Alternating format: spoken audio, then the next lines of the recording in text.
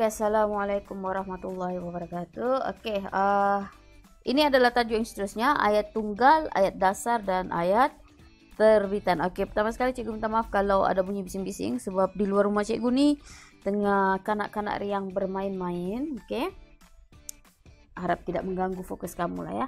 Oke, yang pertama dalam tajuk ini, oke, kita lihat berkaitan dengan ayat tunggal. Apa tuh ayat tunggal? Ayat tunggal nih ialah ayat yang mempunyai satu klausa bebas. Maksudnya dalam ayat tuh dia tidak ada klausa tidak bebas. Oke, dia tidak ada klausa tidak bebas. Dia cuma ada klausa bebas saja. Kemudian dia cuma ada satu subjek dan satu predikat saja. Satu subjek dan satu predikat saja. Oke, macam mana tuh? Macam mana kita mau tahu tuh? Apa yang kamu tidak paham? Satu subjek kah? Macam mana satu subjek tuh? Macam mana satu predikat tuh? Tidak apa, kita tengok ayat nih. Contoh ayat nih. Oke. Jas Hairun seorang lelaki yang soleh. Insyaallah, amin. Ainina rajin mengulang kaji untuk cemerlang dalam peperiksaan. Oke, antara dua ayat nih, yang mana ayat tunggal? Jadi sekarang nih, ingat dua ciri ayat tunggal tadi itu. Yang pertama satu klausa bebas saja, yang kedua satu subjek dan satu predikat saja. Jadi di antara dua ayat nih, yang mana satu ayat tunggal? Oke, kita analisis. Jas Hairun seorang lelaki soleh. Subjeknya cuma ada satu, yaitu Jas Hairun. Predikatnya cuma ada satu saya ceritanya, seorang lelaki soleh. Klausa bebas, dia cuma ada satu klausa bebas, dia tidak ada pun klausa tidak bebas. Macam mana kita mau tahu ada klausa tidak bebas? Ada kata hubung. Dalam ayat ini ada kata hubung? Tidak ada kata hubung. Kalau tidak ada kata hubung, maksudnya ayat ini tidak ada klausa tidak bebas. Oke, jadi Jas Hairun seorang lelaki soleh ini adalah ayat tunggal. Oke, yang seterusnya, Aina rajin mengulang kaji untuk cemerlang dalam peperiksaan. Oke, dalam ayat ini dia ada dua subjek. Mana satu subjeknya nih? Subjek yang pertama Ainina, subjek yang kedua pun Ainina. Tapi ada satu Ainina di sini. Yang di belakang nih, start daripada untuk sampai peperiksaan itu adalah klausa tidak bebas.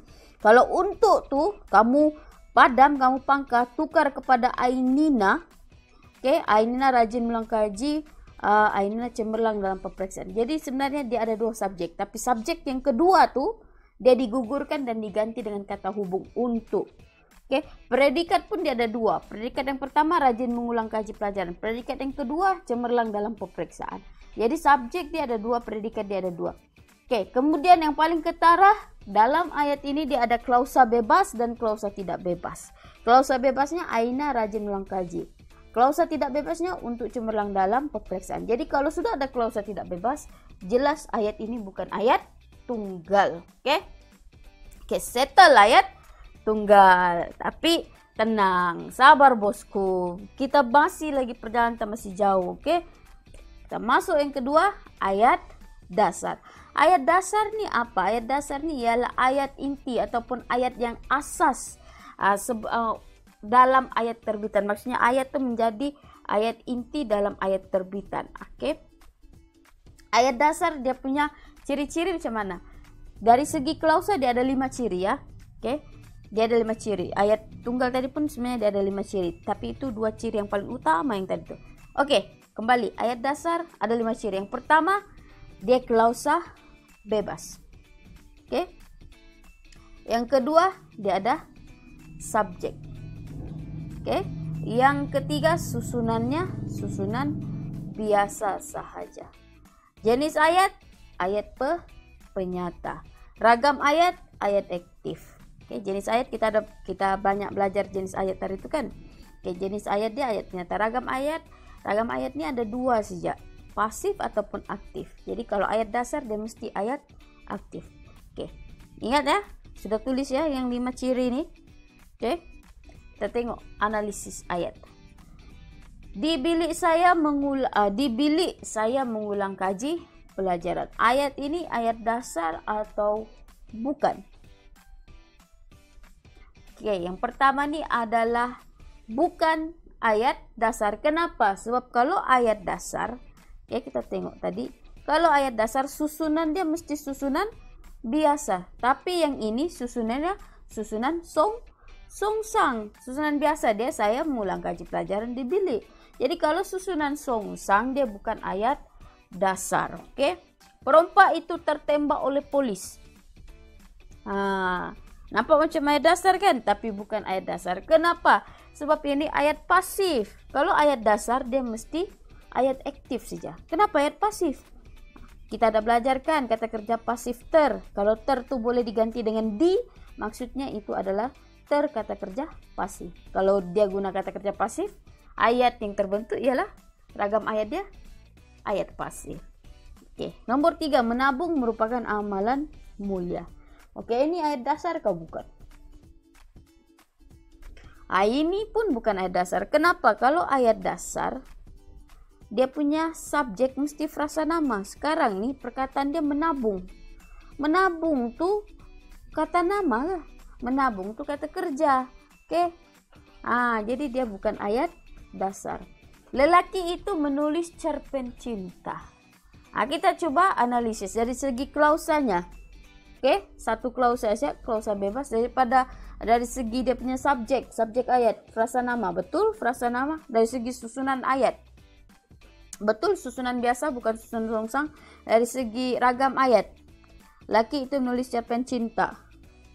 Menulis cerpen cinta. Cerpen cinta ditulis oleh laki itu. Jadi ayat dia ayat aktif. Oke, betul. Apa lagi? Tengok lagi. Maaf. Jenis ayat. Kita tengok jenis ayat. Ayat penyata. Jadi laki itu menulis cerpen cinta adalah ayat dasar. Yang ke-5, pelajar itu menjawab soalan dengan tepat. Apa dia punya ayat, jenis ayat dia? Ayat dasar kah? Bukan. Ayat dasar sebab dia menepati ke semua ciri itu. Oke, kita tengok dari segi klausa. Oke, dia ada satu klausa saja, klausa bebas. Dari segi subjek, pelajar itu frasa nama. Betul. Dari segi ragam ayat. Oke, soalan. Oke, pelajar itu menjawab soalan. Soalan dijawab oleh pelajar itu dengan tepat. Jadi ini adalah ayat aktif. Dari segi susunan ayat, susunan biasa. Oke.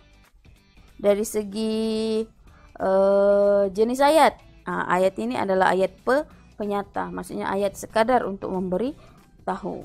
Oke, habis berkaitan dengan ayat dasar. Oke, tapi belum habis keseluruhan ya.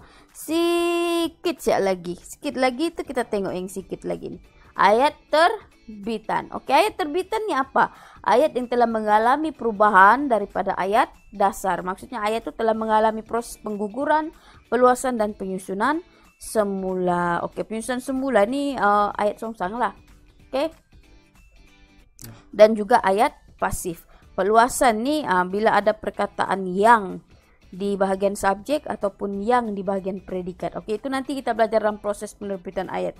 Pengguguran maksudnya subjek ayat itu bukan frasa nama, dia bermula dengan frasa kerja. Contohnya macam tadi, menabung amalan mulia. Menabung tuh kata kerja tapi dia berada di depan. Itu maksudnya ayat itu telah mengalami proses pengguguran. Sepatutnya ayat tuh amalan menabung amalan mulia. Sepatutnya itu ayatnya. Oke, tapi dari segi tata bahasa betul atau tidak menabung merupakan amalan mulia? Dari segi tata bahasa ayat itu betul. Oke.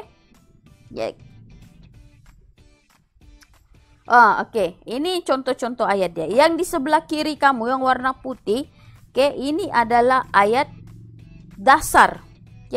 Yang di sebelah ini adalah ayat terbitan. Dia berada di rumah, itu ayat dasar dia. Dia berada di rumah setelah bermain bola. Kenapa ini kita kata ayat terbitan? Sebab dia ada apa? Dia berada di rumah setelah bermain bola. Sebab dia ada klausa tidak bebas di situ. Dia berada di rumah setelah dia bermain bola. Ini adalah ayat majmuk nama dia. Apabila dia terdiri daripada dua klausa, maksudnya ayat itu adalah ayat majmuk. Amalan makan ulam-ulaman merupakan diet yang sehat. Kalau yang di sebelah ini dia buang amalan tuh tiba-tiba makan ulam-ulaman merupakan dietnya. Ini yang mengalami proses penggugurannya dan ini adalah ayat terbitan.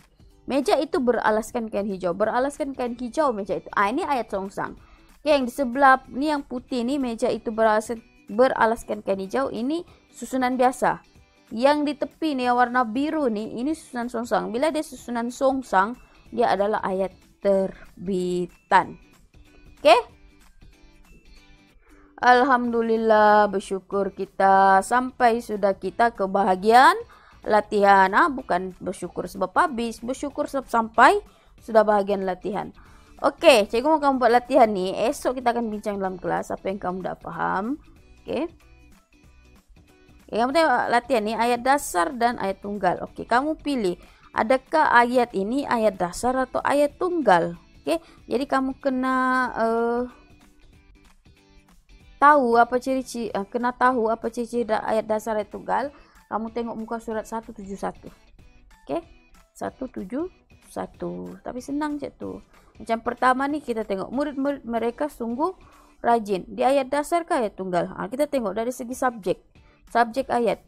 Murid-murid mereka frasa nama atau bukan frasa nama? Oke. Tik ayat dasar. Oke.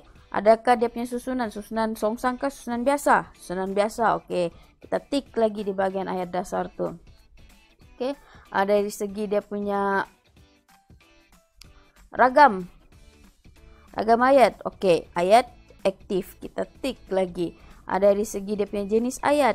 Ayat penyata. Kita tik lagi ayat dasar. Kalau kita tengok ciri-ciri tuh.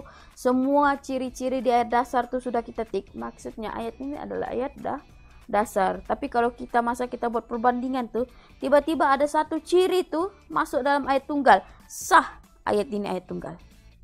Oke? Kamu kena ingat, semua ayat dasar adalah ayat tunggal, tapi bukan semua ayat tunggal adalah ayat dasar.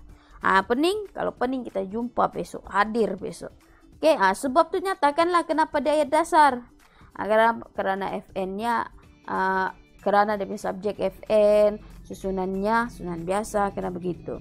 Kalau dia tuh ayat tunggal kena nyatakan kenapa dia tuh ayat tunggal. Sebab dia susunan songsang kah? Sebab dia punya ragam ayat tuh ayat pasif kah? Sebab dia bukan jenis ayatnya bukan ayat penyata. Mungkin jenis ayatnya ayat perintah ataupun ayat nafi. Oke? Ataupun ayat tanya. Oke, kalau ayat tanya, ayat nafi apa semua tuh itu masuk dalam ayat tunggal. Oke? Boleh paham ya? Oke, kamu salin. Oke, besok kita jumpa. Assalamualaikum.